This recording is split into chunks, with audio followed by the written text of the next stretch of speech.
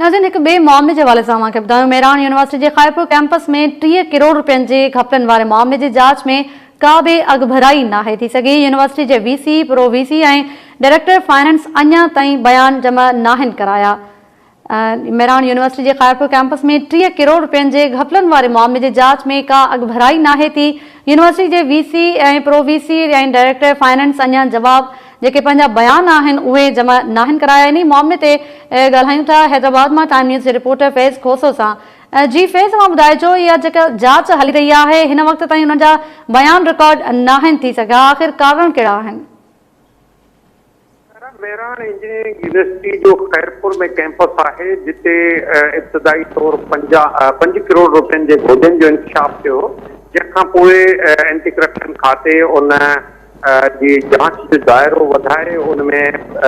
Mehran university के wise chancellor, pro wise chancellor ऐं director finance के भी जांच में शामिल किया हुयो। कल ताईं त वाइस चांसलर ऐं प्रो वाइस चांसलर पंहिंजा बयान जेके आहिनि उहे रिकॉर्ड न कराया, पर अॼु इन में अॻभराई इहा केस में थी आहे जो vice chancellor doctor Mohammad Aslam Ukheli ऐं प्रो वाइस चांसलर डॉक्टर ताहा हुसैन अली पंहिंजा बयान एंटी करप्शन खाते वटि रिकॉर्ड कराए छॾिया आहिनि। असुल में उन्हनि खे एंटी करप्शन खाते जे डायरेक्टर इंक्वायरी मुर्तज़ा मेमन सवालनामा ॾिना हुआ त इन्हनि सवालनि जे आधार ते जवाब जमा कराया वञनि ऐं वाइस चांसलर खे जेके सवाल ॾिना विया हुआ उन्हनि जो तइदादु 16 हो, जिन ते प्रो वाइस चांसलर ऐं डायरेक्टर फाइनेंस खे 12 सवालनि ते मुश्तमिल सवालनामो ॾिनो वियो हो। अॼु उन्हनि ॿिन्ही आला अमलदारनि यूनिवर्सिटी जे पंहिंजा जेको लिफ़ाफ़े में बंदि जवाब आहिनि उहे डायरेक्टर इंक्वायरी जमा कराए छॾिया आहिनि। अलबत्ता डायरेक्टर फाइनेंस जेको आहे उन पंहिंजो मेडिकल रिपोर्ट मोकिलियो हुयो इंक्वायरी ऑफिसर वटि त हुनजी तबियत ठीक कोन्हे ऐं हू आइसोलेशन में आहे, उन करे हू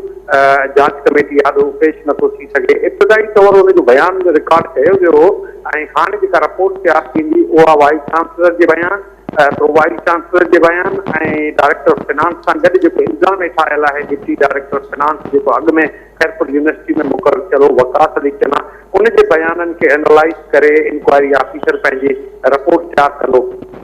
असांखे एंटी करप्शन खाते जे ज़रिए जेका ॼाण ॾिनी आहे उन में इहो मालूम थियो आहे त मेहरान यूनिवर्सिटी जे इंतज़ामिया पारां अॻूणे deputy director finance Waqas Ali चना ते इल्ज़ाम हयो वियो हुयो त हुन यूनिवर्सिटी जा 5 करोड़ रुपया गबन कया आहिनि ऐं उन्हनि में हेराफेरी कई आहे। अहिड़ी रिपोर्ट जेका आहे उन्हनि सेक्रेटरी बोर्ड ऐं यूनिवर्सिटीज़ खे ॾियारे मोकिली हुई, जंहिं वरी एंटी करप्शन खाते खे लिखियो हो त इन मामले जी जांच कई वञे। इन मामले जी जॾहिं जांच शुरू थी त वकास अली जेको अॻूणो डिप्टी डायरेक्टर फाइनेंस आहे तंहिंखे एंटी करप्शन खाते जे डिप्टी डायरेक्टर इंक्वायरी पाण वटि तलब कयो ऐं हुनजो बयान रिकॉर्ड कयो, जंहिंमें हुन इहो इंकशाफ कयो त इहा रक़म 5 करोड़ रुपया न आहे पर 30 करोड़ रुपयनि खां वधीक जी रक़म आहे जंहिंमें गबन थियो आहे ऐं उन सॼे मामले में यूनिवर्सिटी जो वाइस चांसलर, प्रो वाइस मुख़्तलिफ़ वक़्तनि ते रहंदड़ प्रो वाइस चांसलर ऐं डिप्टी ऐं डायरेक्टर फाइनेंस जेके आहिनि उहे मुलविस आहिनि। डायरेक्टर फाइनेंस जेको आहे मुनीर अमन शेख उहो 20 सालनि खां मेहरान यूनिवर्सिटी में डायरेक्टर बनियल आहे। हद जी ॻाल्हि इहा आहे त 4 सालनि जी ही टेन्योर पोस्ट आहे जंहिंते हिकिड़ो ई माण्हू 20 सालनि खां संद डायरेक्टर फाइनेंस आहे। त वकास अली जेको डिप्टी डायरेक्टर फाइनेंस हो उन पंहिंजे बयान में इहे सुवाल उथारिया हुआ त हिकु डिप्टी डायरेक्टर एतिरो गबन कीअं थो करे सघे सवाइ उनजे जो उनमें डायरेक्टर फाइनेंस या यूनिवर्सिटी जी आला इंतज़ामिया शामिल हुजे। इन सिलसिले में हिकिड़ो deputy director pro wise chancellor हुयो कंदर, उहो कंदर जेको आहे ॿाहिरि वियल आहे कैनेडा, जंहिंसां बि एंटी करप्शन खाते रुजू कयो त हू इंक्वायरी ॾाढो पेश थिए, पर हू छाकाणि त मुल्क खां ॿाहिरि हो उन करे हू हुन में अची न सघियो आहे ऐं उनजे ख़िलाफ़ जेका आहे इहा जांच शुरू थियल आहे। त खैरपुर यूनिवर्सिटी में ही 30 करोड़ रुपयनि खां वधीक जो गबन आहे। इन सिलसिले में जेका मुंहिंजी एंटी करप्शन फैज़ इहो ॿुधाइजो, ही जेके 30 करोड़ खां वधीक घपलनि वारो केस आहे, इहो ॿुधाइजो इहो केस कॾहिं खां दाख़िल थियो ऐं जेके इहे गोभियूं आयूं आहिनि इहे कहिड़ी मद में ॼाणे वियूं आहिनि? यूनिवर्सिटी जो खैरपुर कैंपस है उन मुख्तलिफ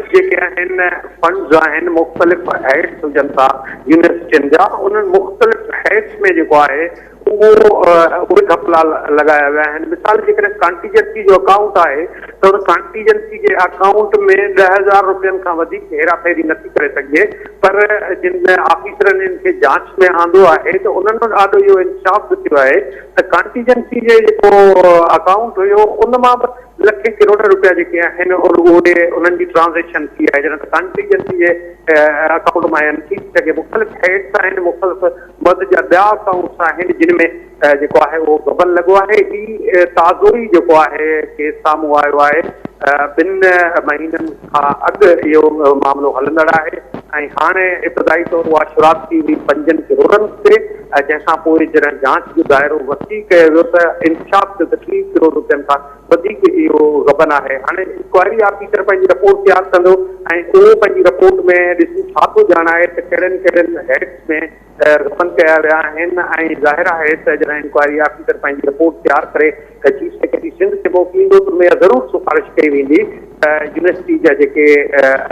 ऑफिसर्स आहिनि जंहिंमें डायरेक्टर फिनांस ज़िम्मेवार हुजे थो, वाइस चांसलर, छाकाणि त वाइस चांसलर जी मंज़ूरी खां सवाइ का बि रक़म हेठि मथे नथी करे सघिजे, का ट्रांज़ेक्शन नथी थी सघे, त कहिड़ा कहिड़ा ऑफिसर्स मुलविस आहिनि जिन जे ख़िलाफ़ कार्रवाई जी सिफारिश कई वञे थी। मुंहिंजी इन हवाले सां डायरेक्टर फिनांस सां बि ॻाल्हि थी हुई, उन इहो इल्ज़ाम हयो हुयो त वकास अली खान जेको डिप्टी डायरेक्टर आहे उन पूरा छप्पा ठाराया ऐं पूरियूं सयूं करे जेका आहे उहा ट्रांज़ेक्शन कई आहे। हाणे इहो कूड़ आहे या सच आहे या डायरेक्टर फिनांस जी ॻाल्हि दुरुस्त आहे या न आहे, ज़ाहिर आहे उनखे एनालाइज़ करणु जेको आहे उहो एंटी करप्शन खाते जो कमु आहे ऐं जीअं असां वटि इहा रिपोर्ट साम्हूं ईंदी त असां उनजे आधार ते थी सघंदासीं त इन रिपोर्ट में वधीक कहिड़ियूं सिफारिशूं कयूं वियूं आहिनि।